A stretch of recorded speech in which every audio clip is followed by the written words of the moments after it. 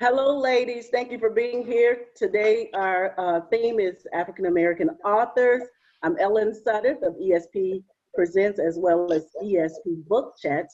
Today, we have wonderful ladies here.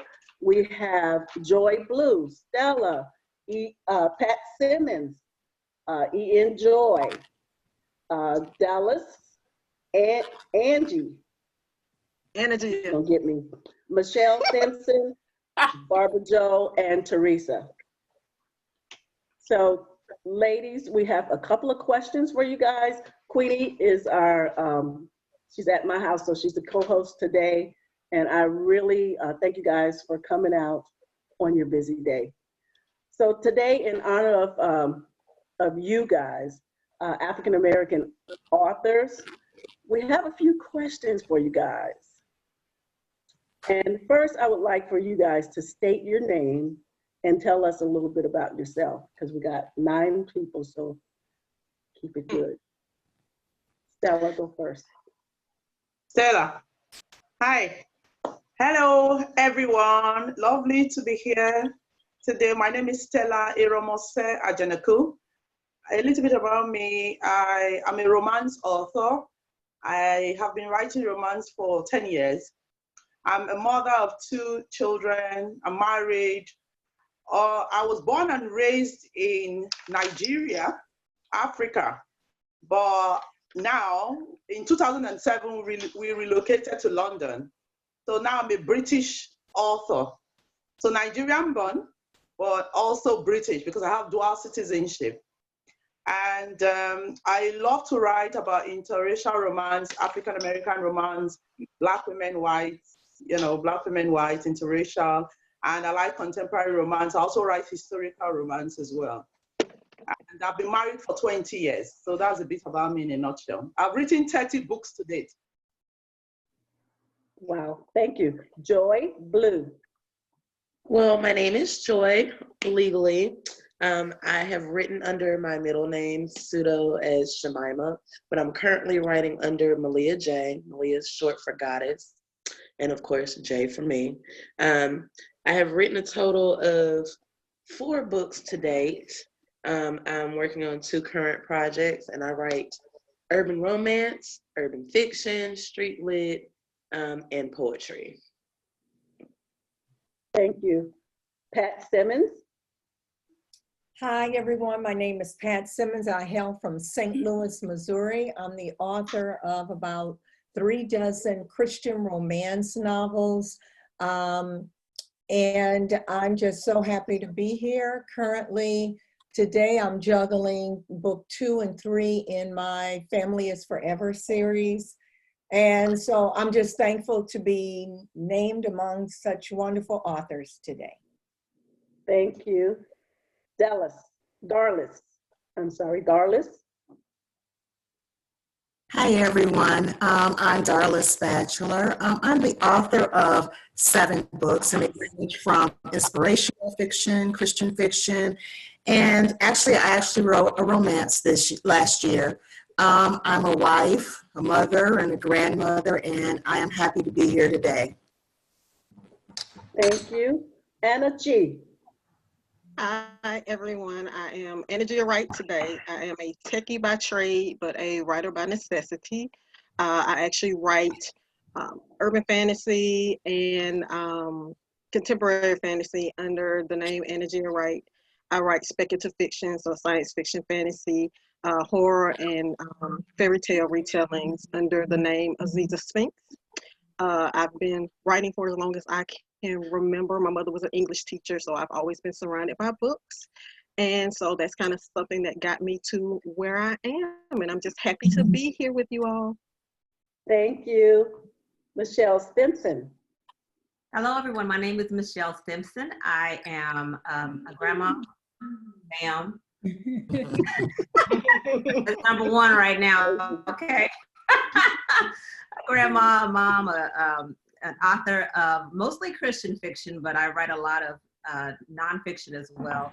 And I do quite a few co-authoring books that I've put out lately.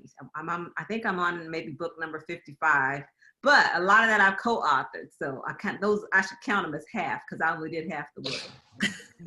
But anyway, thank you for having me. Thank you. You're so welcome. Barbara Jo. Hi, I'm Barbara Jo Williams. I'm the owner of Amani Publishing. I live in Tallahassee, Florida. I've published about 30 books for myself and about at least 60 for other aspiring authors. I write romance, women's fiction, self-help, and I have a YA series that's out called Bell Bottom High. And that's about it. Thank you all for having me here today. I look forward to interacting with everyone. Thank you so much. Teresa B. Howell. Hi, my name is Hello. Teresa. My name is Teresa B. Howell. I write Christian fiction. I have 5 books to date. I'm a teacher by trade, but I'm a writer due to my passion, and I also am a playwright now. So thank you for having me, and I'm glad to be here. Thank you so much. Queenie, I'm going to turn it over to you. Wait a minute. Did you get Ian Joy? Yes. Or did I? Ian I Joy? don't think so. No, you Ian didn't. Joy? Okay. Ian Joy. Hey, everybody. I'm Hello. Joylyn M. Ross, writing as best-selling author Ian Joy. I've been writing for over 22 years. I've written in multiple genres under multiple names. I started off writing chick lit and erotica under the name Joylyn M. Josso. I wrote street lit and urban lit under Joy, J-O-Y, all caps. And then I started writing Christian fiction under the name E.N. Joy. Everybody needs joy. Enjoy. From there, I wrote my children's book under N period Joy. And now I am writing under me, Joylyn M. Ross. I am writing nonfiction, writing and publishing resources. My latest, Act Like an Author, Think Like a Business, is a companion to a conference I host every year here, where I am living now, the still fabulous Las Vegas, Nevada. So thank you, Ellen. Thank you, Queenie. I'm excited to be on your platform today. Thank you guys so much. Queenie, take it away. You have some things you want to ask them and we'll go from there. All right, I'm Queenie Clem from Queenie's Book Talk and Reviews, and we're going to go ahead and start the first question. What challenges do you face in the literary industry being an African-American female author? Number 3. Oh, that's me. Okay. Well, I think because I am multi-published, I started off with Urban Christian under Miss Jossell. I still call her Miss Jossell, E.N. Joy. But I just signed a contract with Source Books, which is not a Christian publisher. It's a secular publisher, but it's kind of different for me because as a Christian romance publisher, I find myself with them. Christ comes out in my writing.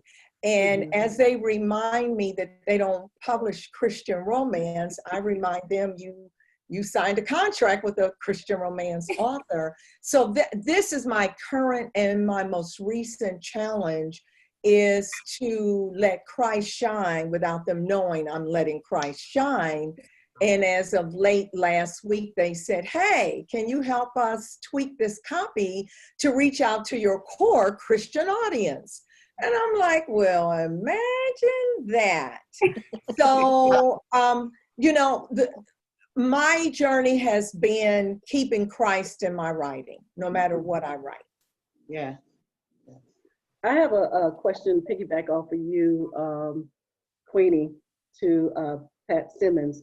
When I first started reading Christian fiction, in my mind, before I even picked up a book, I thought automatically you were going to talk about sex. And I'm wondering, do you think other Christians feel that way when it comes to a book? There's nothing novel-wise other than a devotional book to be written for Christians. How do you feel about that? Can you restate your question so I can make sure I answer it correctly? Okay, when it comes to writing, I myself as a reader, when I start, before reading Christian fiction, I thought that there was nothing but devotions for Christian. There's no kind of pleasure of novels for Christians. Do you think others felt that way? And that's in my walk. It seems like that we're not supported as that much as our Christian fellow readers. So do you think that that's why they think it might be too sexual, or books other than devotionals is only what we should have? I'm not even sure how to answer that question, honestly. Can I ask a question? It might help you answer the question. If someone can help me, help me. Well, this is my question when you said that. So what did you mean? Originally you said, Ellen, you thought the Christian books were going to be all about sex. What did you mean by that? That's where I got lost. I'm saying from a Christian perspective, when I first started, before opening up a Christian book, Christian fiction book, I didn't think there was nothing to say. Maybe that's where I came from, being a holy roller, that there's nothing to read other than a Bible. There's no pleasure books, no Christian fiction books that we should read. And I'm wondering if that's why other Christians feel that way, because when you mention book, and this is just me, and before opening up a Christian fiction book, I thought that there was nothing else for us but devotion books. And I'm wondering, and I'm just only saying from my own personal, I'm wondering if that's why Christians in my walk don't support Christian writers that write Christian fiction. Okay. Hey, thanks, Michelle, for helping me out on that. I don't find that to be the case. I find that readers may shy away from Christian romance and Christian fiction because they feel they're going to be preached to. That's what I have heard over the years. And so my comeback is, you go to church to be preached to. You pick up a Christian fiction novel, you're going to hear what you hear at church. I mean, that's kind of part of the groundwork. Now, will the book be filled with all sermons? No, but I would hope when someone picks up my books, they're picking it up because I have scriptures sprinkled throughout, and I look at my scriptures as a comparison to a parable. So you may not understand that scripture, but oh, okay. Now I understand greatly. So my mission as a Christian romance author, and I can only speak for me, is to point people to Christ, to encourage those that are going through, and to just inspire people that may not be church-going people. I agree. Queenie? The same question to number 5. What challenges do you face in the literary industry from being an African-American female? Number 5. I believe I'm number 5. The biggest issue that I'm facing personally as an author is really battling with trying to make sure that what I write is at least has some sort of inspirational, that I have something inspirational going on in the story. I say to myself that I should write a certain type of book because that's what I think a Christian fiction book should be. But the stories that I've been inspired to write aren't always the way I think that I should, approach the writing. So for me, the biggest problem is making sure that even though I'm telling stories that aren't necessarily the way I think they should come, that there is there's something in there that's going to inspire the reader.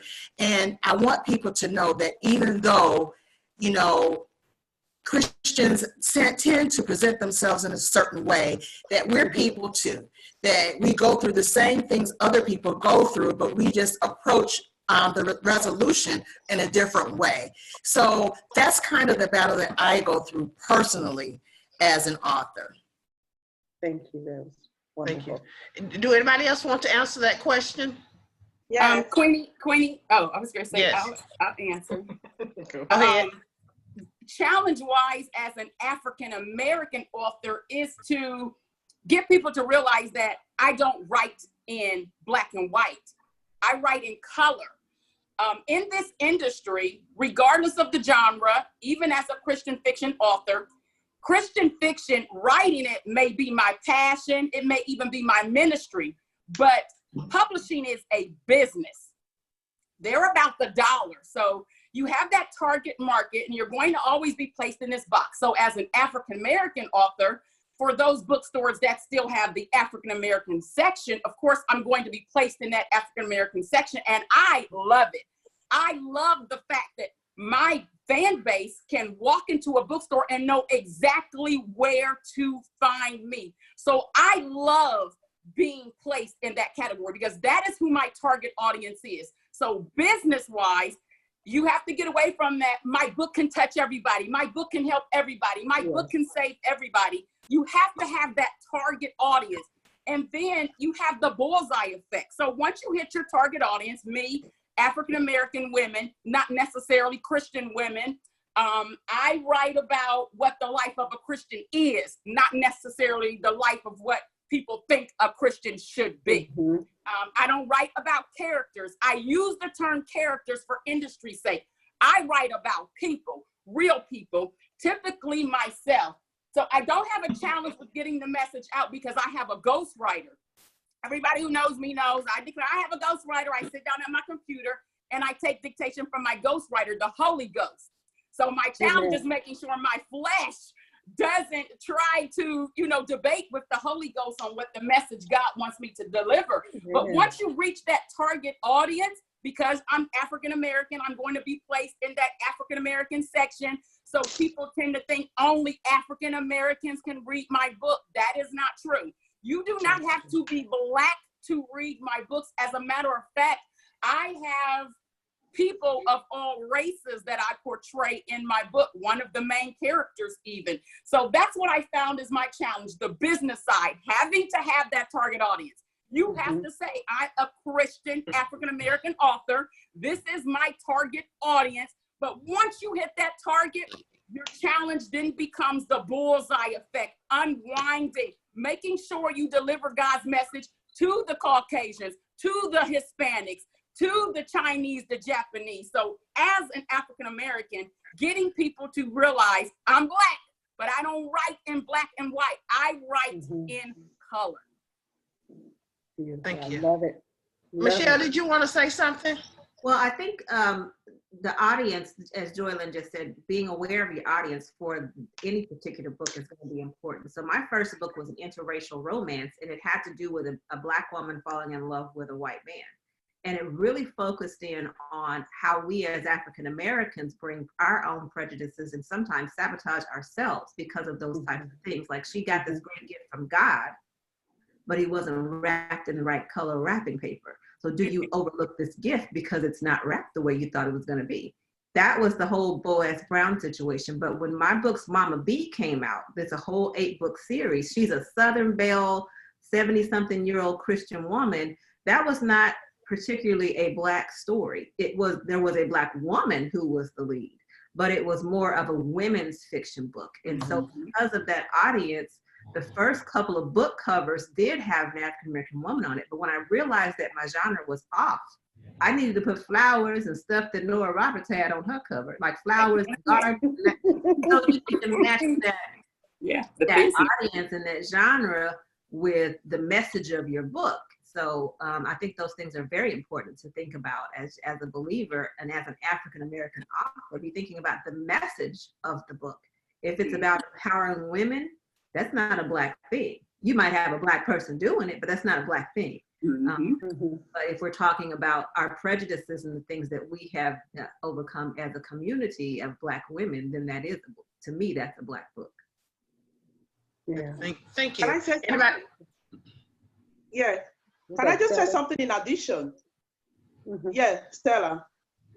Let me just say something in addition because I find it all interesting, which is true.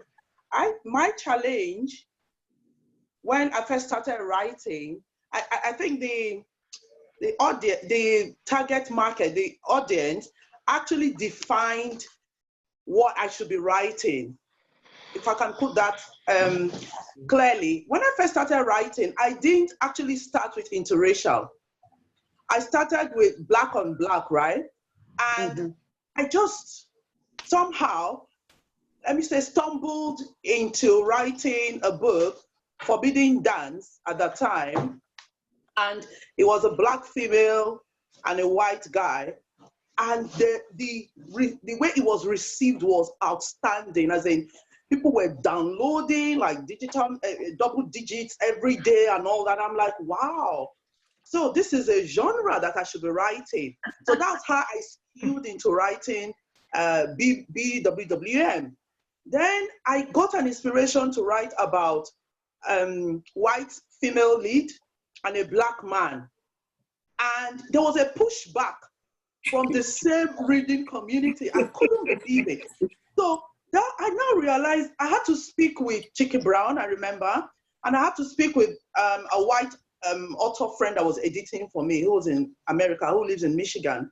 And they explained to me the historical thing about this white girls dating Black men. And it actually translates in book sales. I cannot believe it. I cannot believe that Americans, Black female Americans, they are just not receptive to seeing a white female lead with a gorgeous, handsome guy and all that. It's like it's a crime. Do you know that I have only read, I'm serious, I got the shock of my life that I'm thinking to myself, I can write about anything I want. But you can't do that, because if you write about anything you want, the people who you are writing for are not going to buy it. So you've got to write exactly what they want to read in terms of, I'm talking about racial, combination now. So for me, that is, I am someone who wants to write about every color, because I feel love transcends race. Mm-hmm. Yeah. But 90% of my readers are Americans. So they have decided that, sorry, if you write this, your sales are going to be this. If you write this, then we're going to support your writing. So all my bestsellers, all my #1 new releases, everything is Black female, white male. That's so they put me in the box. I enjoy writing it, it's fine, but I wish I could write more. I wrote about Hispanics, and the reception was poor as well. So I don't know. So that's what they want. The female audience wants Black on white. And that's it. There's no room to negotiate. All right. Anybody else want to answer that before we move on? Yes, I wish somebody would answer my question. Why is it like that? Why Black women don't want to read stories about Black men and white women? Is that the question? Yes, please. I think you have to go back into a lot of history to answer that question. Yeah. But it feels, to the African-American community of women, it feels like a rejection to us. We've been rejected by so many. I'm not saying I'm for it or against it. I don't know, but I mean, I'm pretty sure. I mean, in my family, we have all kinds of, races and people married. I don't really care. But I'm telling you, the historical feeling behind it is it's a rejection of who we are, and we've been rejected by so many people. I mean, so there's historical context for the backlash. Okay. Yeah, that's what I've been told. Okay, it's interesting. Okay. Thank you. Okay, the next question is, what were the struggles of getting your books published by a publishing house versus self-publishing? Barbara Jo. What was the struggle of getting your books published between a publishing house or self-publishing? Okay, well, when I first started, I did try to go the traditional publishing route. And of course, that didn't work out. So I decided to self-publish, invest in myself, and create my own publishing company and publish my own books. Now, about 2 or 3 years after I did that, I was approached by an agent. I got an agent who got me a publishing deal that I signed. I was all excited and everything about that. But then about a month or so later, I started thinking about it, and I was like, do I really want to sign with the publisher? Because, I was enjoying being self-published. So I went back and I got out of that deal. So I have been self-published on my own since that time. And I started out in 2004, and I think it was 2008 when I was offered that deal. All I can say is I haven't had any regrets because I'm in total control. I can publish myself. I can publish other people. You know, I can determine when the books come out and everything that I want to do. So from my perspective, you know, it was better for me to self-publish. Thank you. Joy, can you answer that question, please? I would have to say that the struggles that I faced with working with a publisher is being placed in a box and being restricted. When it comes to what we do as authors, it's an art. And, you know, I don't know about everybody else, but I'm sensitive about my art. And not being able to control what gets put in my book, how it's edited, what the cover looks like, you know, when you deal with the publisher, you have to compromise on everything, your title, you know, how long or short your book is, the people that go on the cover, down to the actual content of, you know, what you're writing about. I'll say this, the first couple of books that I put out, they were under a publisher, and although it works for certain reasons, like say if you don't have enough money to fund yourself self-publishing independently, then yes, that can be an option for you when you're just starting out. But I came to realize that I created my own publishing company, and I realized that I really enjoyed having that creative control over my art, controlling the title, especially the content and the cover. Because a lot of times from the business aspect, they know what sells and they know what they want to put out, but it may not necessarily align with what you have in your mind. Now, if you're all about the money, that's fine. But if you're just creating because that's what you love to do, you want more control, I'm having more fun being independent. I get to take my time, and that controls the quality that I put out. You know, I'm more quality over quantity anyway. So. Well, you bring up an interesting point, Joy, about whether or not this is about making money or not. Because the thing about it is, as much as we don't like the box, readers read from boxes. They pull from boxes, they pull from genres. They read romance because they know at the end they're going to kiss and they're going to be happy. So I think there's that. There's some. I mean, even though a publisher may not be telling us what to write, the market is telling you. Like they told Stella, we don't do that. So I think there's a give and take, you know, whether you're with a publisher or not. Can I just add one thing? I guess I'm what you call a hybrid. I started off with a traditional publisher, almost gave up. If Miss Jocelle had not went to bat for me, I would not have been published. And I have indie published, and I would encourage every author to at least try to get in with a publisher. There's things that you can learn from a traditional publisher, especially the marketing that you can then use for your own indie book. So I know indie gives you complete control, but I would not say to shy away from traditional publishing. Try it at least once so that you can have that comparison. Some of the best editors for free have come through my publishing, traditional publishing contracts. And I've learned from those editors so that even now, when I indie publish some of my titles, I can take the marketing I learned, take the editing tips I learned, and apply it to that. So I'm not against indie publish, I'm not against traditional, but I believe that, well, I don't want to say I believe, I would suggest if you can sign a limited, maybe just a 2-book contract with a traditional publisher, reputable traditional publisher, I would do it and learn and take away that valuable information. I absolutely agree with Pat Simmons. That's one of the reasons why I even started having the conference every year, because as artists, literary entertainers, we go in this with a passion, with a story to tell. And the majority has the passion, but not the knowledge.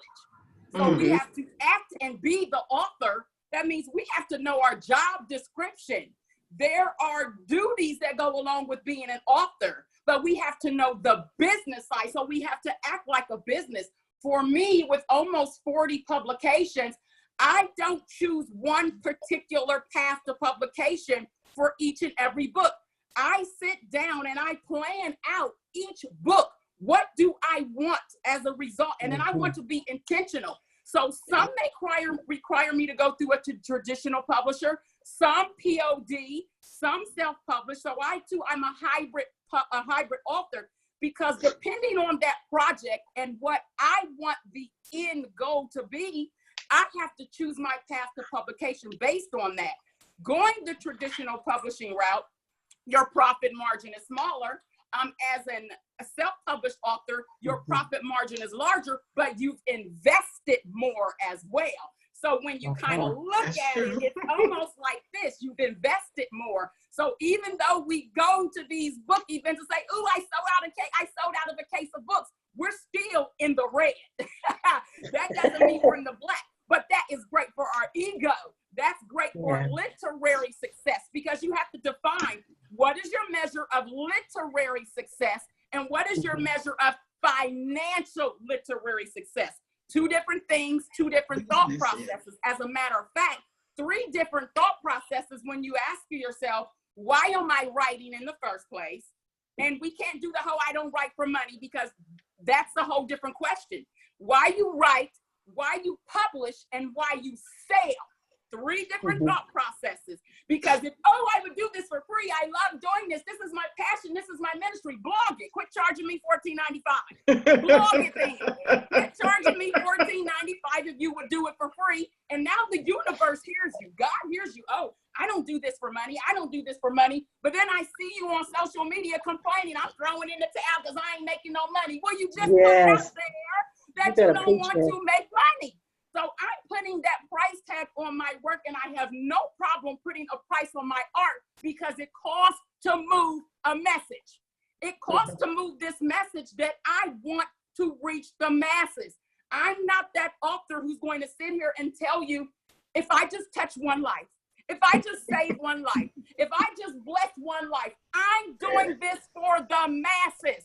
The blood, the sweat, the tears, the hard work, the missing soccer games, the missing violin practice, the missing graduations for one person? No, I'm doing this for the masses. I thank God for putting me on a platform and giving me the wisdom, the knowledge to work this business so that I can reach the masses. One at a time is good, but 10 at a time, 20 at a time, 30 at a time, 50 at a time. I'm gonna make a difference with one at a time, but I wanna make an impact. I want to make a movement. So you have to know the business. Passion, great, but you have to have the knowledge. And like Pat Simmons said, working with these traditional publishers, I have learned every single step they take for the success of an author's book, for the success of an author. And I have taken all of that, and I have packaged it. And I teach authors, if you really want to move this message, stop making your book your business. And you hear me say it, and you say, wait, she's contradicting herself, because she's the one running around saying your book is your business. Stop making it your entire business. Your book is the platform for you to build a literary empire, for you to create multiple streams of income. We cannot just focus on royalties and book sales. Our assignment, regardless of what you are writing, this is just not for Christian fiction, because when I wrote Street Lit and Urban Lit, the testimonies I received from the lives my book saved. So it's not just about the Christian fiction genre. This is about whatever God put inside of you to share, learning how to reach the masses with you, because our stories, our journeys, our testimonies, they are not ours. I'll be the first to admit, when I started writing, I was writing because I wanted to be a famous author. But then when I got the tap on my shoulder and realized that was not my calling, that was not my assignment to write to be a famous author, but to instead write to make God famous, everything changed. I needed to know how to work this business. And I needed how to teach my fellow literary artists, my fellow literary entertainers, how to take their intellectual property and build literary empires. And it's disturbing that so many of us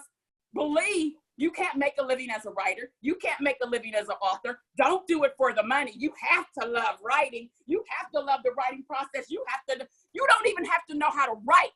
You don't even have to write. God has given us resources. There are ghostwriters, there are book coaches.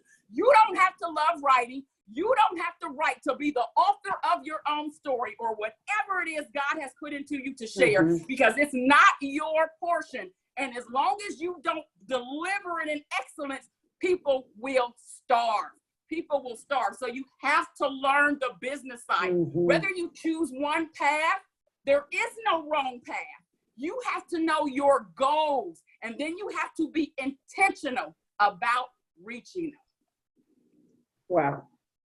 Thank you. Next question. How do you market your books, and do you think that the literary industry discriminates against you because you're an African-American female, Teresa? Okay. Yeah, sure they discriminate. But my biggest marketing tool is probably social media, because I've lived in several different places due to being a military child. I was blessed to kind of like go back to those places and really push hard on my books face to face, and that's how the word spread. But the majority of my marketing is social media, which has worked for me well.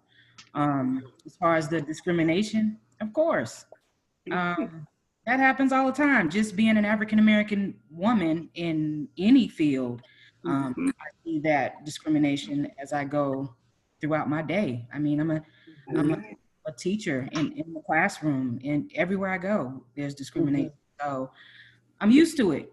So I just do what I got to do to make it happen, and continue to be that strong and powerful African-American woman that my mama taught me to be. Amen. All right, thank you. Anna Gina? For me, it's some of it's social media, a lot of it is person to person, for especially my speculative fiction writing, because I do discuss and explore different approaches to death and the dying process, and you know what it means and how it's been historically portrayed versus the other aspects of you know how it exists now, and the erasure of a lot of cultural beliefs related to death and dying. A lot of times, you know, I spend a lot of times with hospice patients. I do, you know, one-on-ones with a lot of groups that are exploring now being a death doula. And so a lot of those marketing tools are available to me, and I actually will use that one-on-one interaction for marketing. For the more urban stuff, again, a lot of it's events. You know, there are always these in Atlanta. There are a lot of opportunities to do signings, to do talks, to actually meet up with book groups. And so, you know, that's what I use for that. And then because my books tend to talk about subtly, at least, topics such as teen suicide,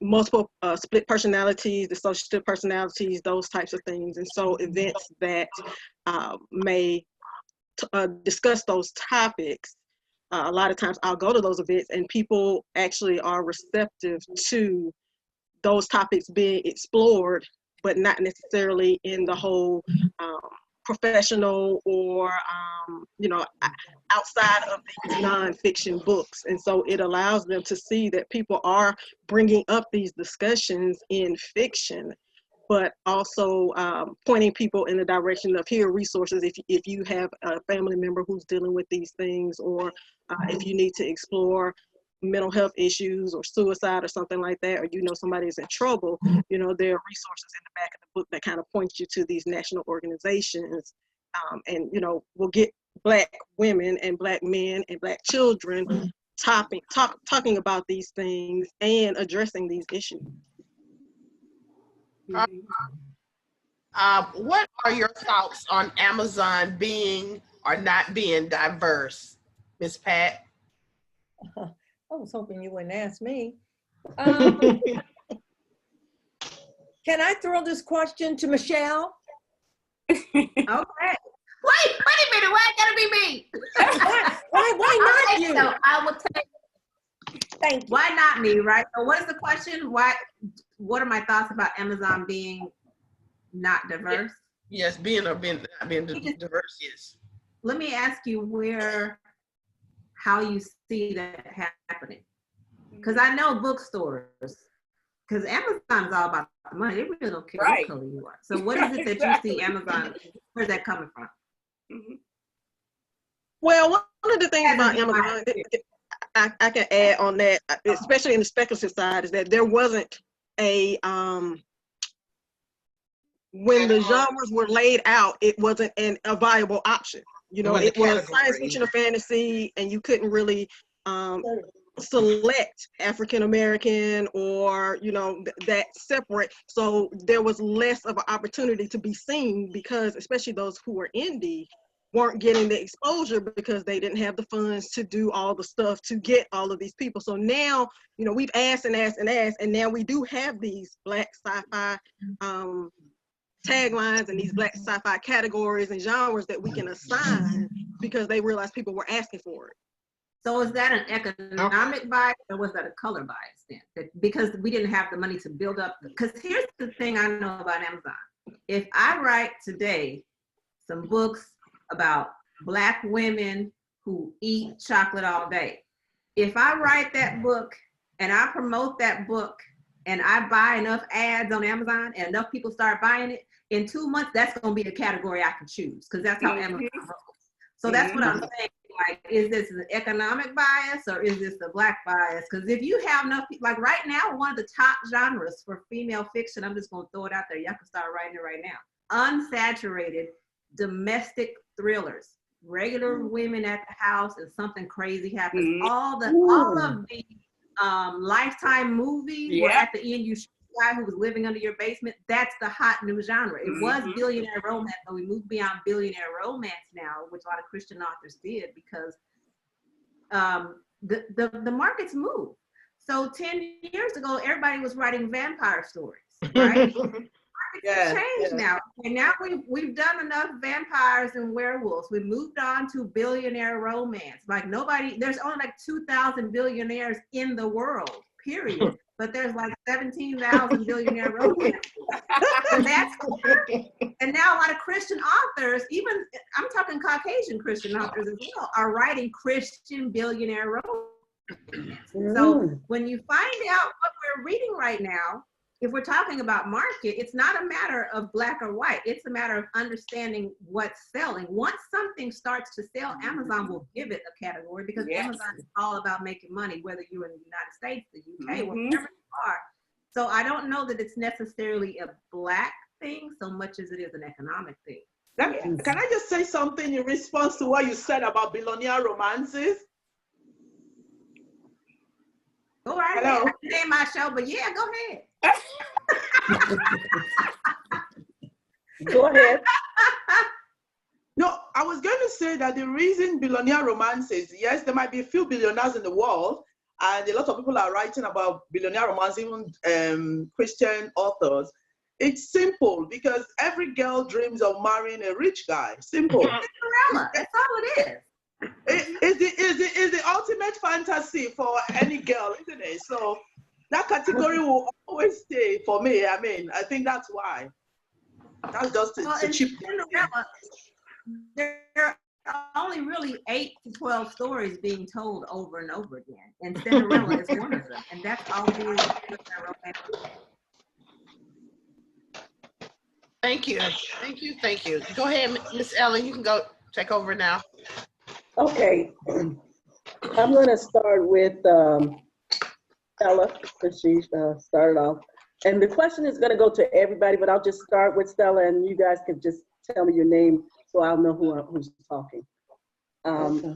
With Stella, and before I say what I say, I've noticed that, and I don't like to say everybody might be thinking the same way, but I noticed that you said you're from, where you're from? I'm from Nigeria originally, but then I'm British as well. From Nigeria. And I hope it's just not me, but I noticed that people from different countries, Americans, think so different, just like when you asked the question about the interracial book. So we do think differently, I believe that. With saying that, how do you feel about the placements of African-American books when it comes to stores, like physical handbooks, the placements of them? The truth, African-American books. And that goes to everyone, but I'm just starting with her. The truth is, I have limited experience with that. Let me make you laugh. I've never even been to America, so I've never been into any of your stores, for example. But in Britain, yes, we have African American authors who write Kimani romance. That's the most popular, I would say. So there is a whole lot of them, you know. So that's where you see, if I wanted to have romance physical copy, I always go to that category because they're always well represented in stores. Kimani romance, for some reason, is very popular, as in, you know. So at least I can be sure it's a Black writer, you know. So, but it's more of digital for me. I tried Waterstones, I remember. I did try to get my book into Waterstones and W.H. Smith and all that, but they have this long red tape process that it takes before you can jump through so many loops. As long as you're not traditionally published, it's impossible for you to get your book into the store. So you've got to be traditional, and I'm not traditionally published. I'm self-published. I'm an indie author. So I'm not even, I tried when I first started out, but now I don't bother anymore because we have social media and it's a fantastic tool. Like somebody else already said, it's free, and we have book bloggers, and they put you right there. They give you a platform, free platform, and you meet, you know, I have so many friends, readers, you know, that I've met on Facebook that I would never meet if I was being published traditionally, you know. There will be no face one-on-one except they do signings and all that. So without signings, I have discussions with my readers and all of that. So maybe somebody else will be better positioned to answer the question, but that's my own experience. Okay, Darlis? As a reader, I like knowing exactly in the bookstore where I need to go to find the books that I'm looking for. Mm-hmm. And I typically read mostly African-American books or books about African-Americans, and they're always, well, they were, when we had borders, they were in a specific section. So I didn't have to go all through the bookstore looking for the book I was looking for. So as an author, I think it's really, you know, beneficial for readers to know where to find you exactly. So I have no problem with placement in a certain section of a bookstore at all. Okay, Joy Blue.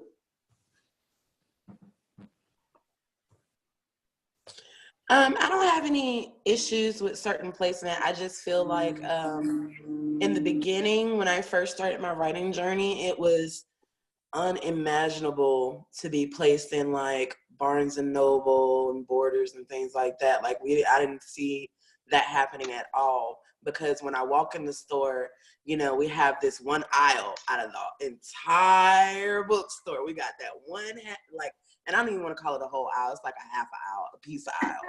And I know you know what I'm talking about. So it's like, I really didn't see it. And then actually my old publisher, she got published through, she signed a contract with Carl Weber. And they began a distribution process. So now she's in like Walmarts and Targets and things like that. I don't think she's actually in like Barnes and Noble and things like that. But my point in saying that was that let me know that doors were beginning to open. So then I started to think outside of the box, like, okay, where else can I get my book in? You know, and I have found that smaller companies like used bookstores, I don't know, Books A Million, there's a couple down here in North Carolina that they're not tiny, but they're starting to become known, like Second and Charles. They'll actually hold events, and once you hold a book signing event or a book introduction event, they'll actually put you on their shelves. You know, you can give them brand new books or whatever. And also thinking about going in the library, I can find more African American in the library, in the public library, than I can in a bookstore. You know, so in my mind, I'm like, I'd rather put my books in the library than, you know, Barnes and Noble, because like I said, we get that one little half a shelf, you know, in some places. I think the most I've ever seen is like one full like shelf on one side. You know, we can't even get both sides. So I don't know. I just feel like we have to think outside the box when it comes to book placement. You know, people are beginning to open up more and more small independent bookstores and used bookstores and things of that nature. So I think those are small successes within itself, because as African Americans, I want to go where I know I can find what I want. I don't want to have to go digging through barrels just to find one book, you know, that may interest me. So when I see an African American themed bookstore open up, I'm going to shop there. I'm going to spend money. You know, I'm gonna be like, okay, this is a goal. Let me save up $80 so I can go to the bookstore, because we all know when we go to the bookstore, we're buying more than one book. Come on, let's just be honest here. I know it's not just me. I know it's not just me. But okay, yeah, thank you. Next, Pat Simmons. Well, Same questions to all of you.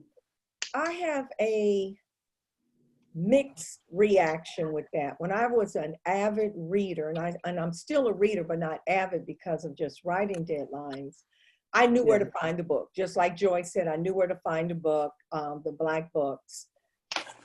But then again, I just feel that there are a limited number of African American authors that have reached the New York Times best-selling status, the USA Today best-selling status. So my question is, can Black authors who have their book placed in a Black section hit those placements with just Black readers? The book publisher that I'm with now, they have, if you haven't seen it, this is my new cover. And when they asked my opinion on it, I told them, I said, I'm used to Black people. I don't know what to say about that. And it's had mixed reviews. A lot of my fellow Black authors love the cover, but I'm used to seeing Black people. So then the question is, if you have a cover without Black people, will white people read it?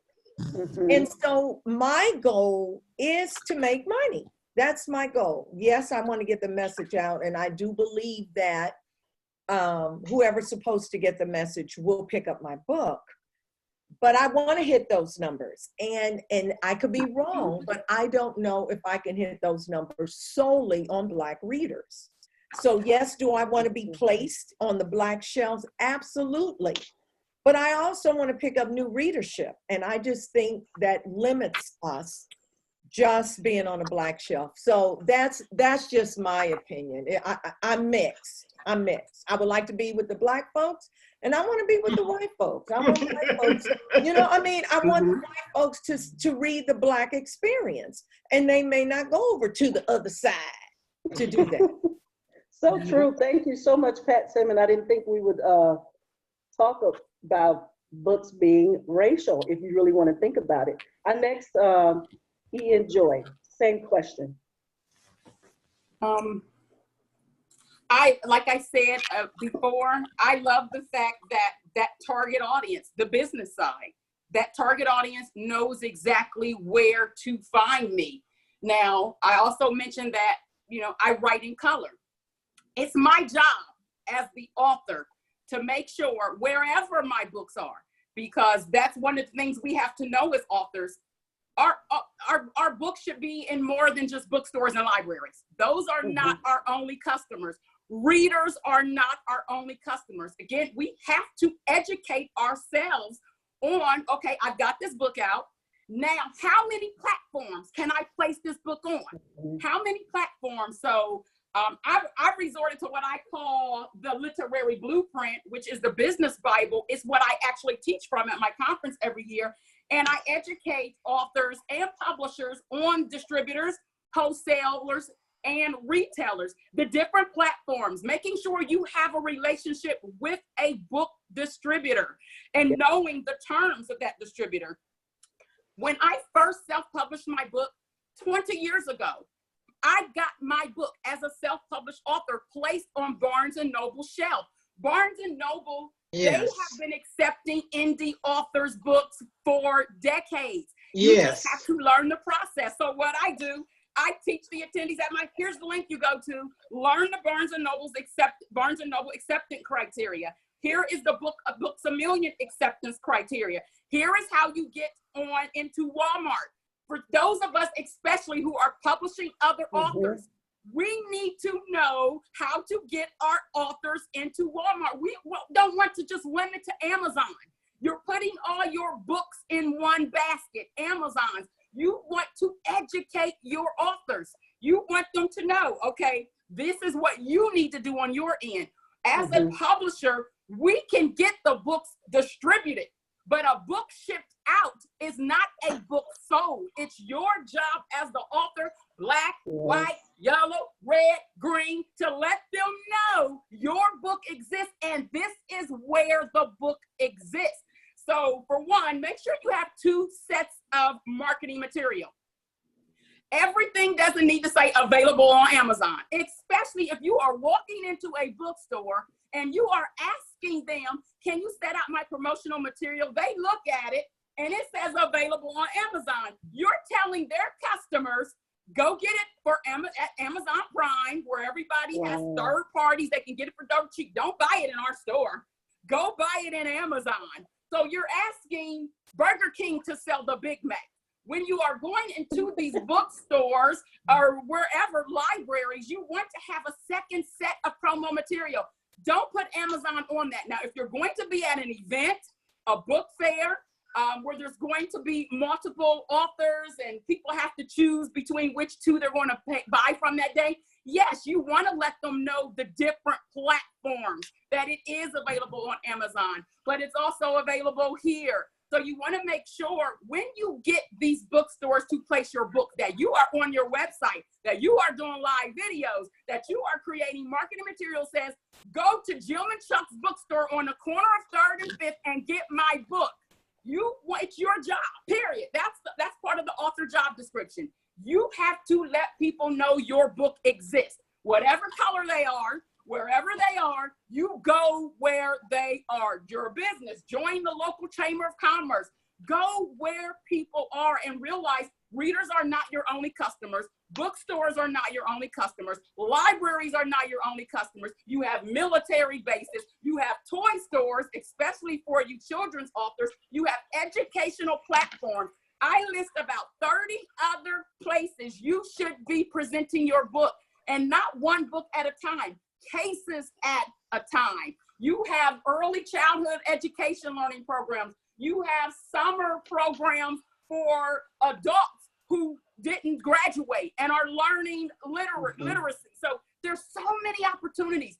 And we like to say that the industry and society is putting us in a box. We put ourselves in a box by not reaching out to that.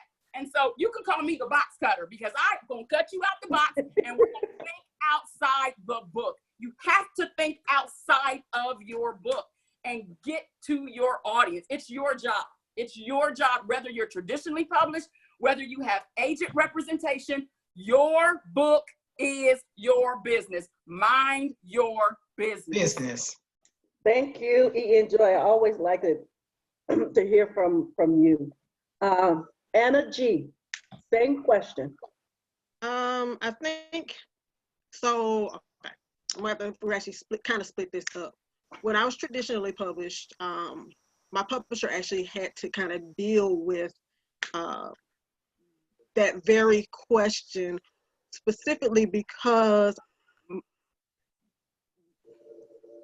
if my book had been placed where traditionally African-American authors would have been placed, it would have gotten a certain type of feedback. And actually that's what happened. The assumption was it was placed in the African-American section, but readers assumed, because that was at the time where street lit was kind of the thing and it was real big, and that's all that was being associated with the term quote unquote urban fiction. And the struggle was that there was a pushback because the assumption was because my book was put with, it wasn't called African American fiction, it was called urban fiction. And actually they were putting Langston Hughes, they were putting a lot of these literary, traditionally Black writers in that same section. And so, you know, we dealt with the whole backlash from the readers that, well, this is an urban fiction. We didn't want to label it as urban, as street lit urban fiction, but people were using those terms interchangeably, and they really weren't the same. Right. And so for that particular set of works, I think it actually did a disservice, and even my publisher said, you know, approached it as it doing a disservice, because the market assumed based on how these particular terms were being presented to them. I think I have less of that now, with my focus more in the speculative fiction, and with the understanding that, again, like Joy said, that the bookstores aren't necessarily my particular market. I am very clear on, number one, why I'm doing this, and number two, my niche. And so, you know, for me, the bookstore is kind of low on my totem pole as far as where I am actively marketing and actively trying to get my book out. Like I said earlier, you know, because I do a lot of my fiction, speculative fiction writing has to do a lot with death. You know, I go to these events, I go to these death doula events, I go to these social worker events, those people who are dealing with people who deal with death, but who don't want to hear the doctor's doom and gloom, who don't necessarily have a Christian set of beliefs. And so now they're getting the opportunity to explore their stories through somebody who, through the same eyes of somebody who is not Christian like them. You know, so you have to be real clear on that particular thing. So for me, the bookstore is not necessarily a place where I focus a lot on my attention on one way or another where it's going to be put, because ultimately I can ask them to put it at X, Y, Z, and they may put it at A, B, and C because that's where they feel it's going to sell if I can get it in there. But I, you know, even as a reader, I do spend a lot of my time in the library. And I do read across the board. And while I get the whole idea, I'll probably go and do the research on like African-American speculative fiction or African-American certain writers, and then go to the bookstore and ask, and go to the library and ask for it. I may not necessarily find it just randomly perusing the shelves, but when I ask for it, they typically, you know, if you get enough people to ask for it, if it's not already in the library, they'll order it. Yes. And then you're actually extending that opportunity for the author, other readers, and other writers. Thank you. Thank you so much. Our next person is Michelle Stimpson. Okay, let me make sure I understand the original question is, and it has to do with, right, because we talked about a lot of stuff, whether or not how I felt about the sectioning of where we were put in stores. Yes, the placements of our books. As a lot of stuff that's happened in my brain. Mm-hmm. So this has changed over time for me, because my first book came out in 2004, and I think that was kind of when, you know, you had Victoria Christopher Murray, Sharon Yule Foster, kind of the beginning of the African American Christian fiction mothers of the genre, right? And I think at that time, they didn't really even know where to put us in the store because like we just didn't have a spot. So later on, as time has gone on, there was one point when I had left the publisher and gone to indie. I remember even still, they were kind of stocking some of my stuff because I had a following already from being with a publisher. And I remember at one particular incident, I went into the store, I had some white ladies with me who were from my reading group, and we went into Barnes to buy my book.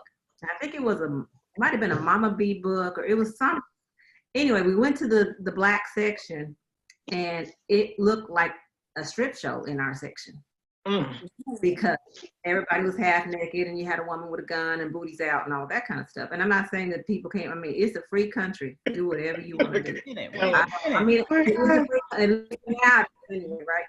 So I remember thinking, I don't want my book in this section. Just, it was embarrassing to me that my book was there, that was the only place they could find to put my book, right? And so I remember thinking, I don't know if I even want to go there right now because of how we're portrayed, and the over-sexualization of Black women has been a thing since forever and ever in this country, right?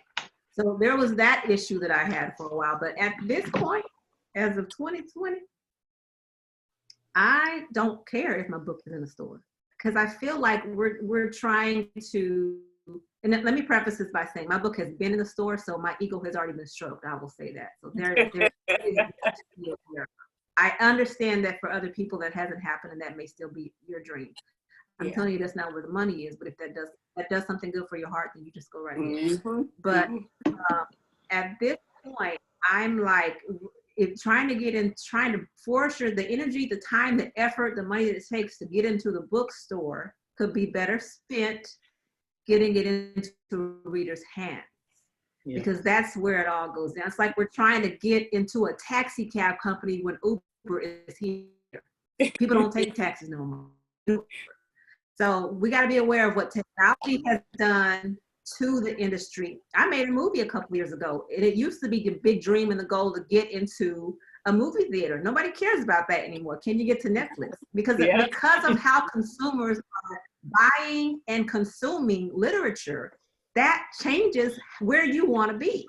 So it could be that you're trying to bust your way into a taxi cab when Uber is here and it's not even necessary anymore. Just because that's what your grandmother, everybody, your people in your family, like, can we go to the theater? Hey, but 10 of them going no way.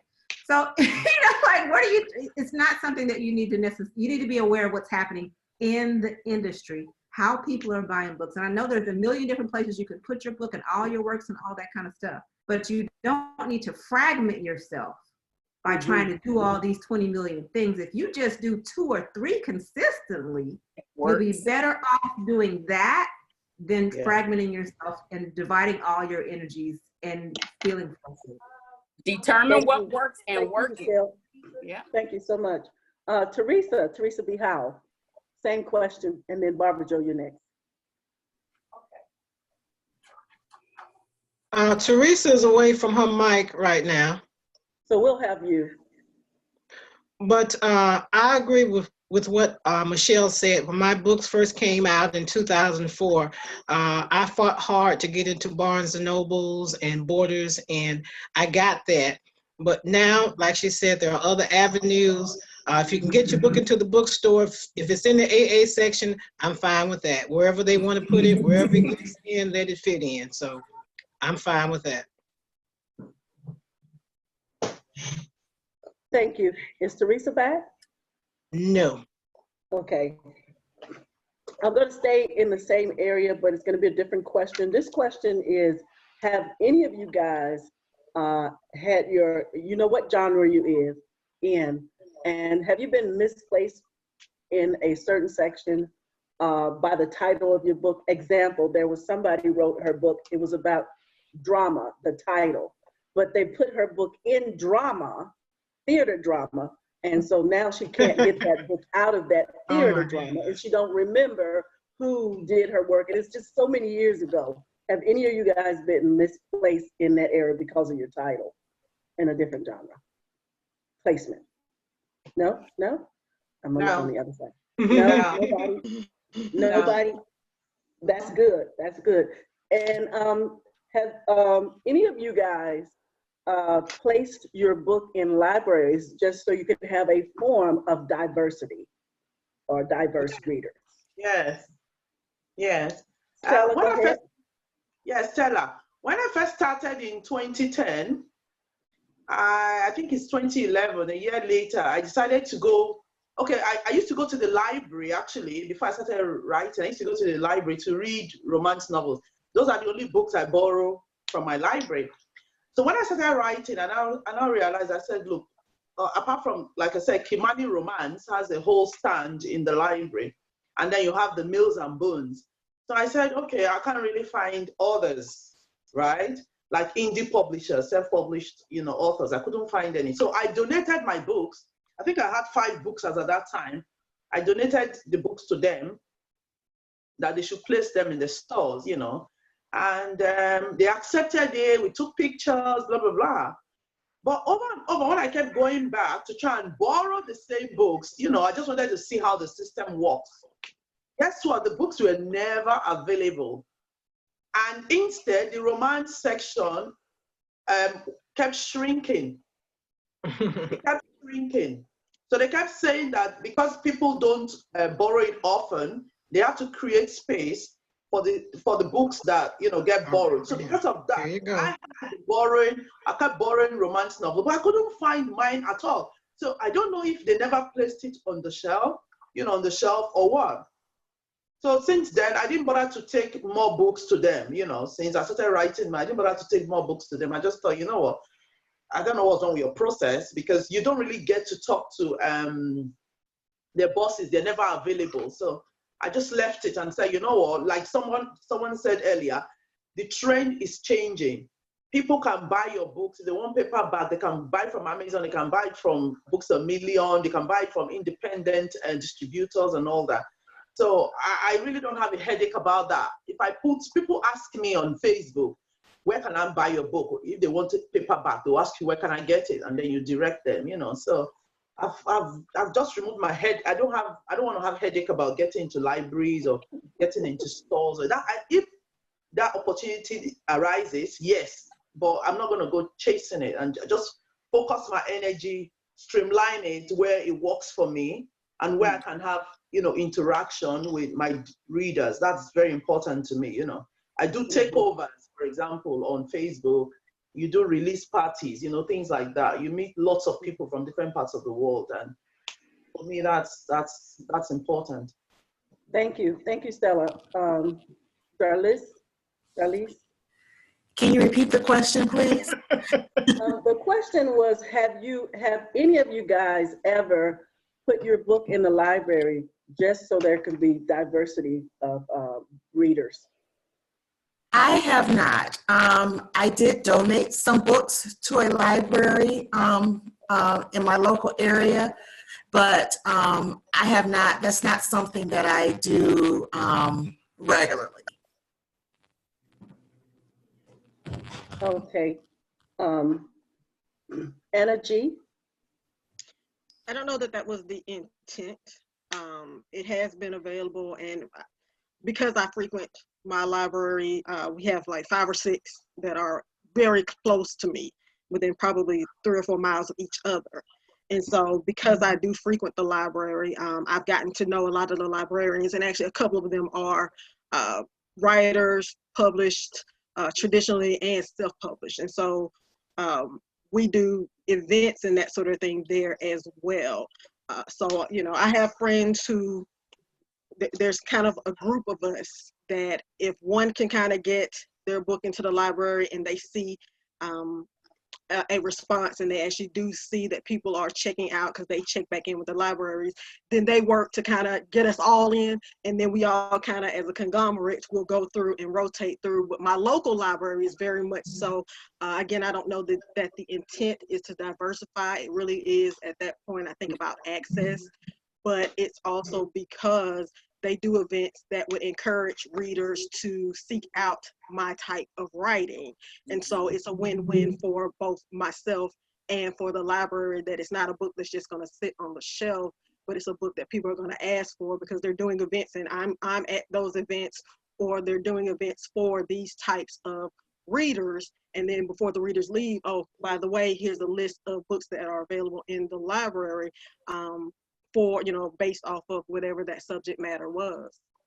Okay, thank you so much. Michelle Stimson. I did. What is the library? I have a very good relationship with my local library, and they tend to have my books in stock no matter what. But I will say, you know, libraries are like bookstores. They have limited space. And part of the reason for all those stringent guidelines for getting your stuff in places is because they want to know you have a plan for marketing that will move that book off the shelf. They're not storage houses, right?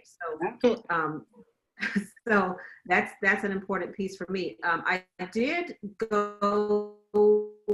I do remember going to a place called drafttodigital.com and uploading my books there, because they will then put it in the digital library, the digital checkout for the libraries that they have for people who want to, you know, check out my books as an ebook through the library and not have to pay for them online through Amazon. So I generally will pick those channels on Draft to Digital and make those books available as ebooks to libraries all over the world. But the library, I love libraries. My local library, like I said, is good to me because they have a lot of events and I come to all their stuff.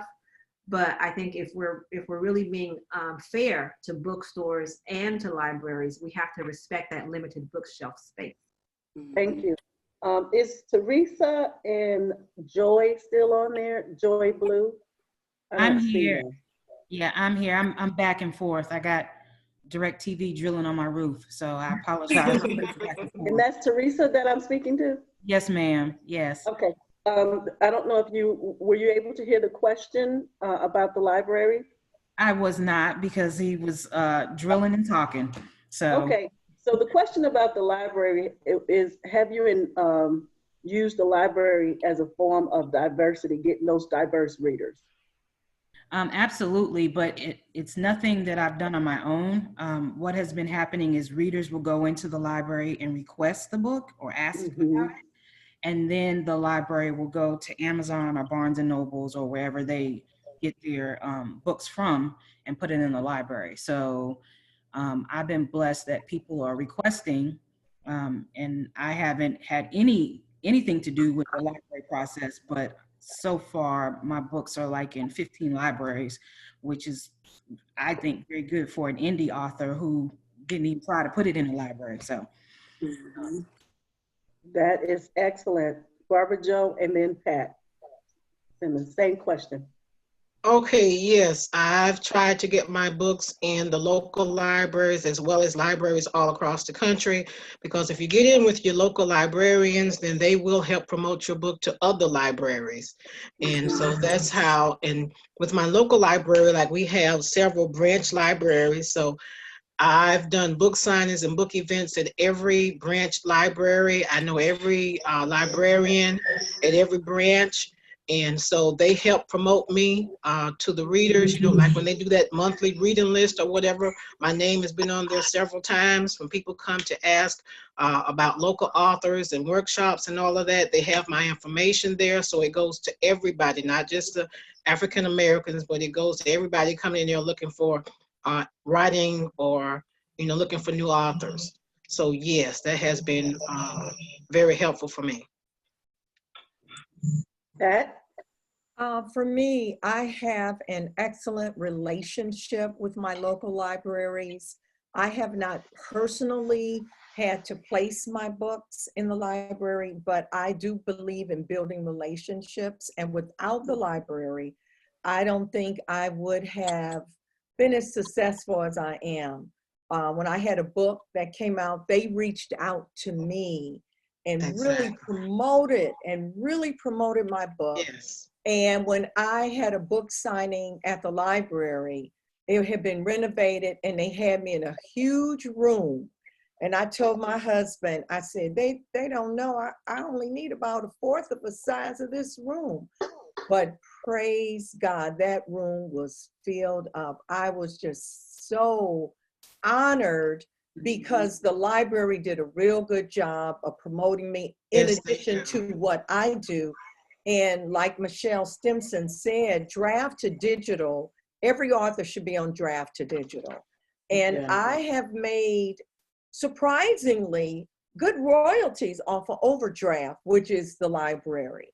So the library is my friend. Just this month, for the month of January, my local library had a cabinet that any author could rent for free. And so, yes, and so I went January 2nd, I made a beautiful display. It was 5 shelves, absolutely free, and put my books up there in literature. And when I took it down yesterday, they said so many people asked, can we take that book off that shelf? Do you have this book? And so I got on Facebook and I told all my author friends, check with your local library and see if they have that opportunity, and then go branch for branch about that book. And if you do that, if your book isn't in the library, by people coming in and seeing the display, they may order it. So I have a good relationship. I've never had to do that, but who knows? I may go across town and see if I can get in another display for a month. But I mean, you just don't know your opportunities with the libraries, and so develop a great relationship with them. That is beautiful. Thank you so much. Ellen, can I speak on that? Ellen, can I speak on that? Yes, yes. Okay. I just have to piggyback off what Michelle Simpson said, which is what Michelle Simpson said. I think Pat said it as well, but there's so much out here to do. You have to pick and choose what works for you and work it. A library campaign, it's something, I've been doing this for so many years. I'm kind of like, you know, the Kobe Bryant, what next? You know, that's what Kobe Bryant would be to his teammates, to his friends. Whenever they would celebrate, they would achieve something, they would celebrate, but he wouldn't allow them to marinate in that. He's like, okay, you did this, what's next? Now what? What you gonna do next? So I'm always thinking, okay, what to do? What is there to do next? So again, there's so many things we can do as authors and writers and publishers, but you have to pick what works for you, or else you'll be wrecking your brain trying to do everything. You'll be getting headaches, stressing out, trying to do this, trying to do that, and it may not even work for you. So with the library, that is something I do. I make sure I run a library campaign for each of my books. I teach my clients how to do it. Doesn't necessarily mean they have to do it. But I think Pat mentioned it. Is it Overdrive or is it Publish Drive? It's one of those two. Overdrive. It's Overdrive. Overdrive. Libraries love Overdrive, period, point. But they are like besties. If you go to Overdrive, even foreign libraries, if nothing else, make sure your book is available in Overdrive. And that way, at least the digital access to your book is available. But it's more so for access, not diversity. I'm always thinking of, where can I reach? You know, where can I deliver this message? What platform is next? I saturated this platform. What's next? So I'm always thinking of what I can do next. I'm not going to do everything. I'm only going to do what works for me, what lines up with my vision, what lines up with my goals. So you can't, I mean, you can listen to everybody's doing this, everybody's doing that, and don't try to do all of that. Don't try to do all that. You have to know, this is what I want to achieve with this book. And if this avenue is working for me and this is all I want to do, then that works for you. But again, libraries are your friends. Your book should be available in the library. And again, if you don't want to go here and you don't want to go there, at least Overdrive. At least put your book on digital version on Overdrive. That is beautiful. Thank you so much. I was asking that question. Is Blue still there? And then she's not there? Okay. The reason why I asked that question, because some of you guys may know me. I don't know if Pat Simmons know me.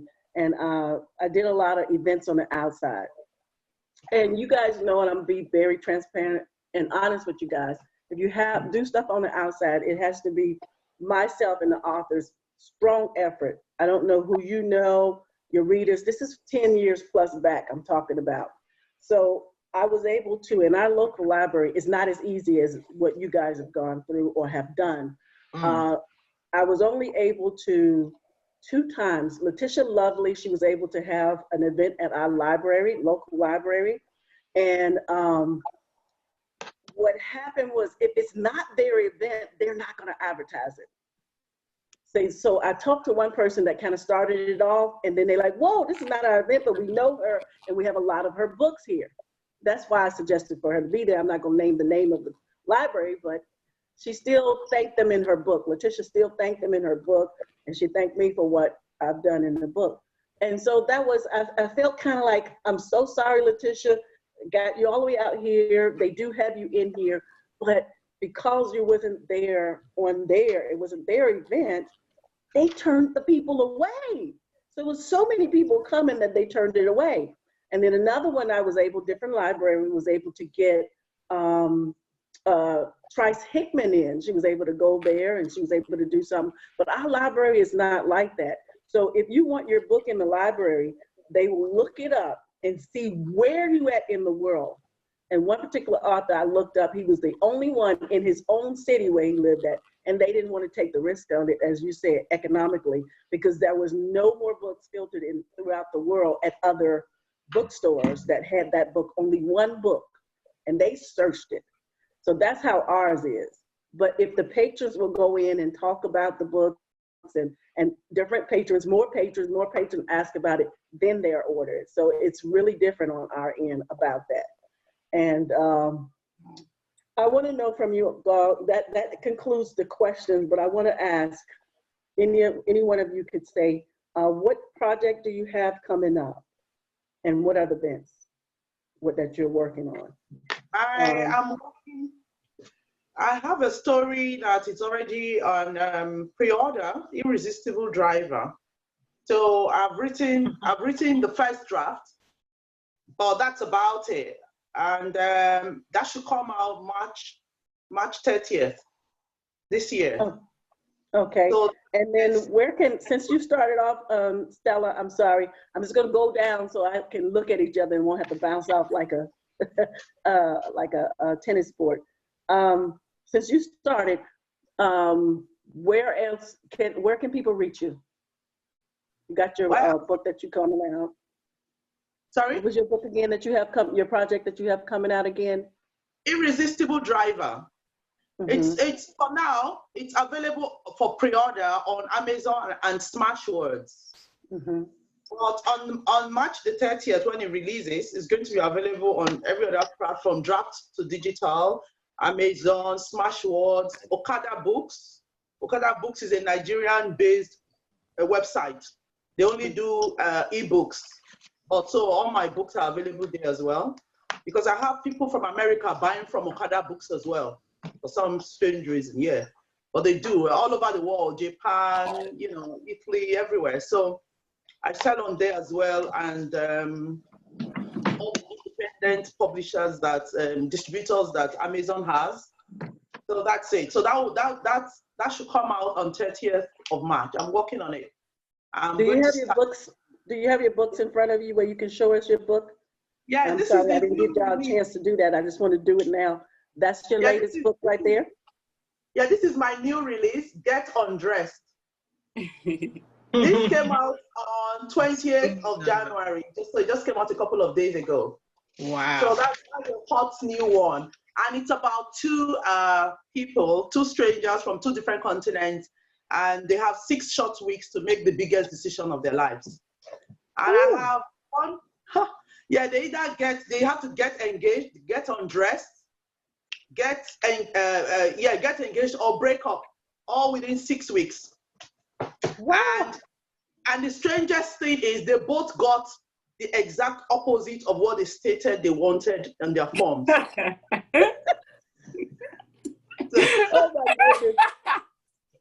So it's like, so it's a speed dating, it's like a speed dating event. And oh my goodness. So where can we reach you, and do you have any events that you got coming up? And that's the same question for everybody else. You can find me on Facebook, on Flirty and Feisty Romance Novels, or simply as Stella Iromose ANJANKU as my name. So I have 2 pages. I have several pages on Facebook. I'm also on my blog, all my books are also available on my blog, Flirty and Festy Romance blog. I'm also on Twitter at Stella EA. And I'm on Goodreads as a Goodreads author. So all my books are there as well, and any books I've read. And that's it. So thank you. Thank you. Yeah. Thank you. Darlis, tell us what you have coming out. Where can they find you? And do you have any events? My work in progress is something called Worship Show your Widow. book. I'm sorry. Show your book. I want to have everybody get a chance to show that book. This is YouTube. We want them to see those books. Okay. Well, this is my newest release. My latest release is What is God's Name? And it is a story of a young girl named Nevaeh. And the book starts out, she's 17, but it's really her journey to finding out who God is. She has a very skewed idea of who God is because of the experiences that she's had in her life. And so this book is really about her journey to learning about God and who he is to her. My work in progress is Worship Widows. And that is a story really that talks about a group of women that is really not addressed in our churches, and that is women who worship without their husbands. And it's, you know, it's a thing. It's a thing. And so it's a book about really kind of to just bring awareness to the needs of that particular group of women. My website, you can reach me at my website at darlissbachelor.com. My books are found wherever, usually Amazon and Barnes & Noble and those types of places. And I forgot what else. I'm also on Facebook, Darliss Bachelor. And you have any events going anywhere? Did you? I do. Right now, I'm looking forward to participating in Christian Book Lovers Retreat in October.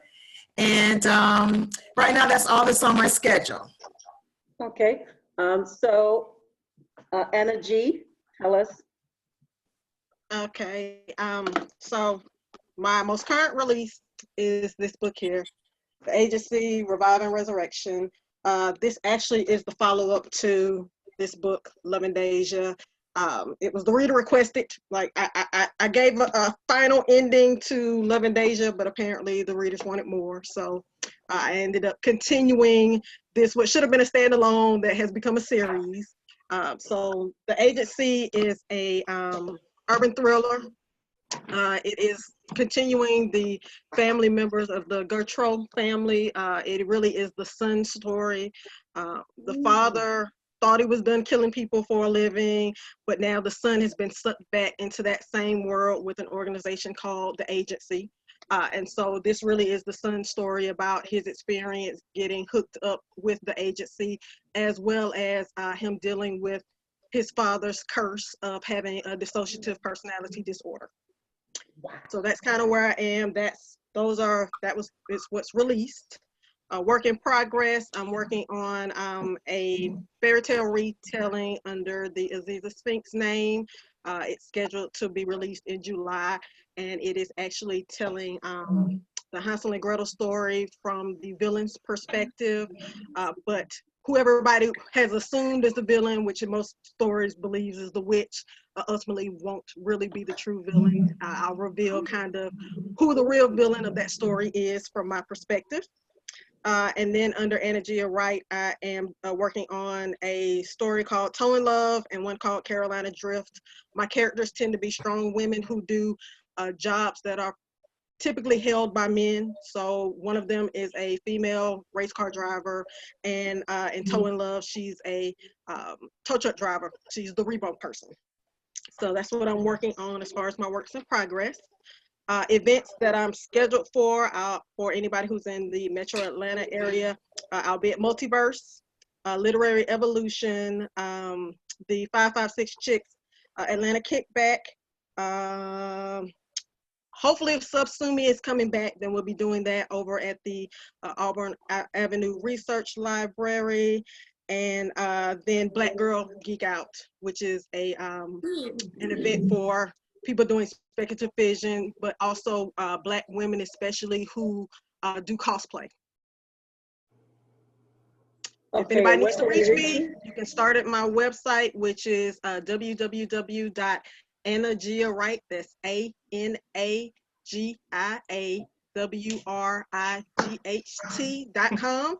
And from there, you can actually link over to my speculative fiction at www.azizasspinks.com. Thank you so much. And Joy, I see you up top. So, Okay. events, what's your book you're working on? Hopefully everybody heard the same thing. I'm kind of forgetting. Okay, but this is one of my books, The One Sunday at a Time. It's part of my New Day Diva series, and I love this book. There's 14 books in the series, but I wanted to highlight this one because there's so much of me in this book. We have to, you know, when I wrote this book, I was taking things one Sunday at a time, dealing with depression, dealing with anxiety. And I know I am too much for some people. You're always on 10. You're loud. You're this, you're that. And that's okay, because that's me fighting to keep from going to a dark place, which I describe in this book. So I know I'm too much for some people, and I know I'm too loud. I need to be loud sometimes to drown out the lies that I tell myself sometimes, the lies, the depressing negative comments. So I'm like, if the loud me out here can drown out all of that, I can get through the day. I can get through the hour. I can get through the minute. So I wanted to highlight this book in particular because I put so much of that, my own personal battle, and why you get to see this side of me, because I'm afraid of the dark. I'll tell people, I'm afraid of the dark. Not the little kid who's afraid of the dark, mommy don't turn the lights out. The darkness that I can sometimes slip into up here. So that's me fighting to stay in the light. That's me fighting to be the light for someone else who is in the dark. So I wanted to highlight this, my best-selling author Ian Joy book. And you can learn more about me and best-selling author Ian Joy at www.ianjoywrites.com. As Joylyn M. Ross, the literary educator, the publishing coach, I'm working on updating my slides for my 2020 Act Like an Author, Think Like a Business conference, and updating the companion book, Act Like an Author, Think Like a Business, Ways to Achieve Financial Literary Success. Really educating authors and indie publishers on the entire publishing process, on the business and the making money. So the conference will be September 20th. It's every September right here in the still fabulous Las Vegas, Nevada. It'll be September 17th, 18th, and 19th. You can learn more about the conference by visiting the Path to Publishing website, which is www.pathtopublishing.com. On day one, we go through the entire editing process. Whether you're aspiring, whether you're not a writer at all, a self-proclaimed non-writer, whether you have already published 20 books. This is an ever-changing industry. There's always so much to learn. There's stuff for you to learn and teach. As the attendees of this conference, we are the presenters. So I don't look for people all over the map to fly into Vegas and put up in a hotel. You are there to learn and teach. So everyone who registers, they would typically present a proposal on their area expertise, and that's what the advisory board chooses from. So we're all their students learning. The conference doubles as an MBA in publishing program. So we are there to learn this business. On day one, we learn the entire publishing process. On day two, we learn everything about this business. We talk about incorporating or not incorporating, agreements, contracts, all of those things that line up with this being your business, turning this into a business. And on day three, it's all about the Benjamins. We talk about how to sustain your business with the different multiple streams of income you can make. And again, we list at least 80 ways you should be or could be making money as an author. But you, again, have to pick what's going to line up with you. What areas do you want to do? It's going to be work. This is work. What we do is hard work, and it takes time. So that's what I have coming up next. I'll also be in Columbus, Ohio, the Bridges Book Club Book Fair, April 18th. That's my hometown. Go Bucks, yay. So I'm excited to go back there. And throughout the year, I do what's called pop-up publishing school. So I pop up all over the map at least 2 times a month right here in my own city, teaching people how to make their publishing success the return on the investment of their writing success.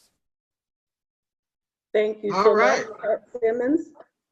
As many of you know, this is my newest book. It's book 1 in the Family is Forever series. And the tagline is every caregiver needs a caregiver. And so this is book 1. Book 2, I'm going through, I guess you could say I'm speed reading this weekend, and I'm working on book 3, which I'm dreading, but God's gonna help me. Right now, I am doing a scavenger hunt.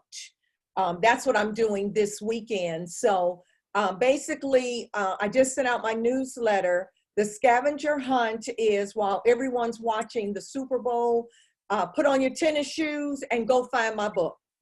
If you find my book on the shelf, whether it's in Barnes & Noble or Walmart, you have to take a selfie with the book, tag me on social media. And what I've done is I have created a 100-piece jigsaw puzzle of the cover. It's really pretty. I just put it on Instagram and Twitter, and you will win that. You'll go into a drawing. No purchase is necessary, but if you take a picture, if you take a selfie with the book, your fingerprints are on the book, so you might as well find the book. So, that's what's going on now. My next conference is Book Lovers Con, which is going to be in Nashville, March 14th through 18th. And I am setting up book signings. I'm on the Johnny Come Lately news team, but I am setting up book signings in Kansas City, St. Louis, Memphis, and Little Rock. My website is patsimmons.net. If you put in patsimmons.com, I think you will get the Doobie Brothers. So that is not me. So patsimmons.net. Thank you. You want a scavenger hunt? Just go and grab my book, lean on me, because every caregiver needs a caregiver. You find it, tag me, and you'll go in for a drawing. But like I said, you put your fingerprints on the book, you might as well buy it.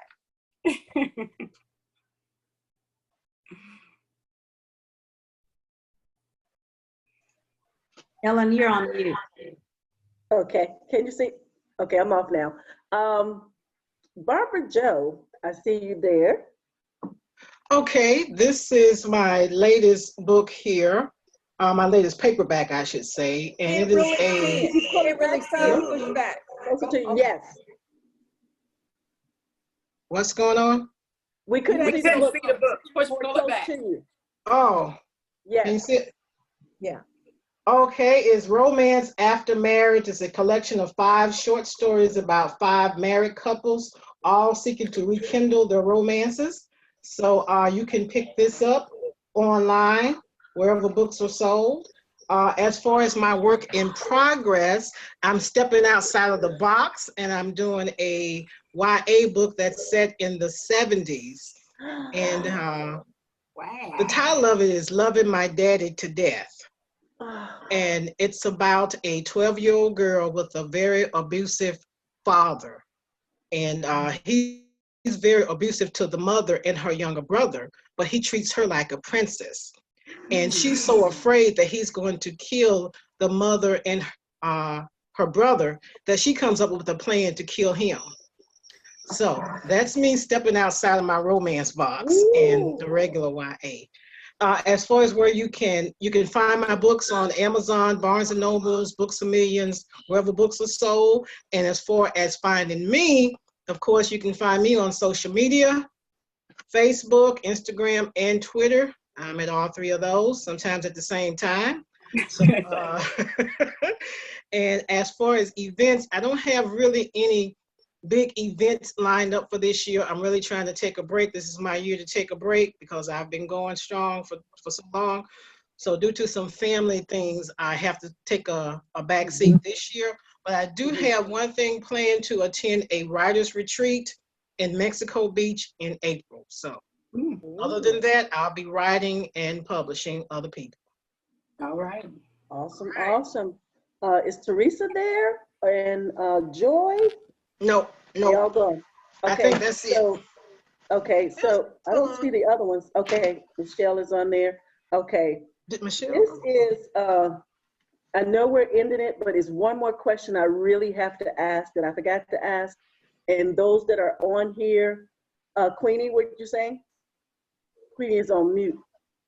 Michelle's on mute too. You Okay. didn't get Michelle? She didn't get Okay. Michelle? No. Okay. Michelle, did she unmute herself? I'm unmuted now.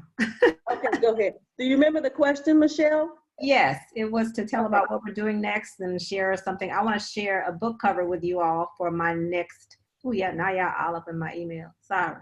For my next book that's coming out. Can you all see my screen? Yeah. Yes. Small Yep. Town Is that Love. Blue Mountain thing? The blue? Small Town Love now. Do you see my book cover now? No. No. Oh, man. Is it blue? It's like a screensaver. Is that a screensaver? Sorry, everybody. I tried to be all special. Mm-hmm. I had to switch rooms because my connection was unstable. So my bad. I'm going to stop my sharing then. Okay. I'm working on my latest books have been like I said, co-authored. There's a book called Small Town Love, and I was trying to show y'all the screen, but it's not working. Technology, right? Yep. And that is with Michelle Lindo Rice, if you're familiar with her work. It's going to be a 3-book series. I don't even write books by themselves anymore. If I don't have 3 in mind, I don't even go. Wow. So, I mean, I just don't, because I understand that momentum is what you need in order to build up your readership to, you know, all that kind of stuff. So anyway, when it's fiction. So it's a nice little fun romance, which I'm kind of returning to and thinking about what it means in this day and age to write romance, because it's very different, especially the younger the characters are. They don't date. Dates are not what it used to be, right? So you can't just be sending them to Denny's like you did in the 80s. So if you're writing for that younger audience. So anyway, that's what I'm working on now. My next event that I should say one that people across the country might be thinking about is the Christian Book Lovers Retreat, which is in October. I don't do a lot of events outside of maybe local library stuff and that kind of thing. Exactly. I found that my money is better spent on Amazon ads and that kind of thing.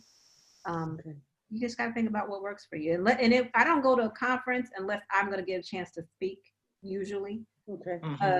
That's when people are going to buy your books. I mean, I've been in this too long. Like, I feel like I've paid my dues. I can't just be going everywhere.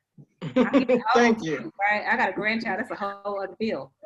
So, anyway, that's the story of me. I'm sorry I had to change rooms. My connection was bad in other rooms. Where can we find you? What point can we find you? MichelleStimpson.com is my email address. And I am on Facebook as Michelle Stimpson. And Fans of Michelle Stimpson, I think, is my Facebook name. And anywhere you find people talking about African American Christian fiction, you're going to find me somewhere up in there. So, okay, thank you guys so much, and thank you for answering these questions.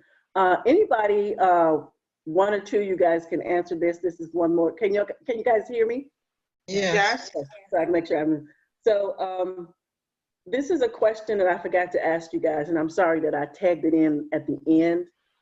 Any of you guys, and you're females, because we're going to talk to some males, so if they were on a board together, I would say male or female.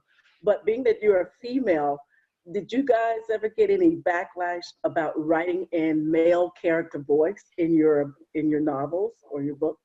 No. Being a female and writing male characters? I've actually been told I write men really well. I don't know whether that's because I've always been the only girl with a bunch of guys. That's kind of just been my MO in life. But for some reason, well, I guess maybe that's just, you know, how they come across. I've always been told that my men seem to be really authentic. And you know, for me, I don't feel that I actually write anything. I am but the scribe. It all pours through me, even to the point where I don't know most of the time what I write. I don't remember any of it. So maybe that's what it is. But I think fortunately for me, my men have come off as authentic gentlemen. That tends to be what I write. And so, you know, both men and women have commented that, you know, you had to have written this off of somebody you know, because it really sounds like something, you know, a guy would do. Well, let me Awesome. What about you, Dolores, or anyone else? Yeah, I named you so many times. I was going to say, I'm sorry. Or someone else speaking, I'm sorry. Who's that? This is Kat. I was just gonna say, I'll let my Jameson men speak for themselves. Mm-hmm. That's all I got to say. Yes, The and they do. men speak for themselves. I haven't.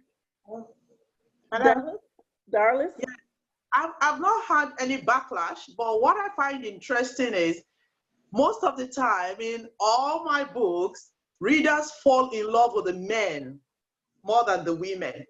And yeah, the men, they tell me that they find them really, they have a good heart, they're compassionate, they're like their ideal men. These are the kind of husbands they want, the kind of men they want. And that, I think a lot of that is because of my husband. I live with a man who is like that. So all the male characters in my book have a bit of him in it. And, you know, through God's grace, everything I write is inspirational, you know, from God. So the male voice, my male voice is very strong. And the readers fall in love with the male voice. So no, I have never had any backlash or any complaint about, you know, the heroes in my book. Darless? I have never had any backlash about how I presented men. I've come to find out that most of the men in my books have been really like, I make sure they are gentlemen, that they are positive. But I have been asked to write a book that is more directed, more of a male main character. But you know, because most of the men are that I write about are generally like they're not main characters. But so I've never had any backlash about that. But I have been challenged to write a book from a male perspective. Awesome sauce. Who's that next? This is Michelle. Michelle, okay. I think my males are probably not as true to who males really are. And I say that because, I mean, when you're writing romance, you're writing the ideal man. He pretty much does what every woman wants a man to do.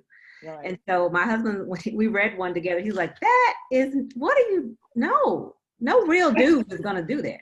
No real man would say that. And so because I realize I'm writing a man for a woman to read, that changes. It's not that I'm trying to make a man as the general regular dude is. I'm writing a romantic man. And so I write knowing that maybe, but it's fiction. This is why you read romance, right? So understanding my genre and the norms of the genre have shaped the male characters. Joy, I don't believe I heard you say anything about writing male characters. Most of my lead characters are female. Again, there are some, you know, relationship issues that I touch upon.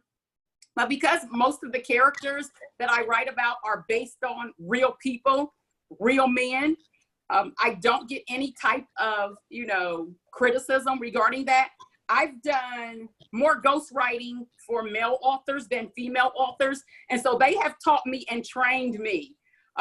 They'll be quick to say, a man is not going to wrap a towel around his waist and go lay across the bed. That's something you ladies might do. And my comeback will be, well, that man on the Irish Spring commercial on that horse might do it, you know. So it's like, but the males that I've written for in that capacity, they have taught me and they have trained me to get it right so that I'm more mindful when I am writing a male character in my own books. Thank you all so much. Thank you for coming here. I know Queenie is there. Can all of you ladies do us a favor, Queenie and I? And I've known Queenie for like 3 years, but I've been doing what I do for 11 plus years, and I've learned a lot. And a lot of the stuff that you guys say, that's exactly, I'm going, yes, that's what happens. Yes, that's what I did. Yeah, it makes me feel good that those, always called those stepping stones and those pains and those tears that I had really taught me things. And even with you guys talking about that, and just today, you, Joy, I was just felt so empowered. My book is written in my head. Don't get me, y'all, but it is outlined. I know exactly how I want that book to go, but those scenes, being an avid reader, I like, Ellen, that first word on your paper, it better popped. And I'm like, oh, it's not popping now. And so that's what I'm fighting in there. And then my husband, husband, he just laughed at me, but my dad, he's passed, and my mom is deaf. So long story short, not to make this too long, I had to go to her, and I choose not to learn sign language, but as I got older, I embraced it. So it's gonna be a lot of, my story is gonna be about me being raised in a home with a mom that's one parent that's deaf. And so I learned a lot from her, and I'm asking her some things about to put in the story, still not knowing as much sign language as I should know. And my characters, y'all gonna be, I'm just gonna say, just wait to those characters till you see it. And it's just in my head, and they keep trying to tell me to write now. Go ahead and write. Go ahead and write. Ludessa is ready. You know, Ludessa is a bad character. Y'all got to get ready for her. But that's what I wanted to say in doing that. The stuff that we do, please, if you can, I'm ESP Presents. Just tell people how you felt about today. It could be one line or whatever. And I do have some, I'm so happy that Kimberly Lawson Roby, she even said something over there. And I was like, what? So anyway, I'm starstruck in a way, y'all. But just to help us on that side, just give us a ESP book chat, but ESP Presents is the business page. Just say something, and then on Queenie, her form, and you guys could just tell people about us, or just one line or whatever. I see you on that double, Queenie. You're just all over the place over there. And thank you guys so much. That's what I wanted to really say. You'd be surprised that we need to rub each other's back, you know. But thank you guys so much. Queenie, do you have anything to say? Thank you guys for today. Thank you for coming out of your busy day. I don't take this lightly. I really enjoy all of you guys. I've learned some new people, Stella and Anna G, and Pat Simpson. I see you sometimes, and the others, I know you guys, but thank you, ladies, so much. This means so much to us. Miss Queen. Thank you. Thank you. Thank you so much. Thank you so much. Thank And I've never seen this, you're welcome. I've never seen this many Black writers, because when I was writing back then, when being young, growing up, as I told Queenie, my mom, she's deaf, so we didn't really go to the bookstore, but the bookmobile came to us in our neighborhood. So my mom would be excited about us getting those books. There wasn't a lot of Black writers. So right now, I hope that this generation is taking a hold to all of these Black writers.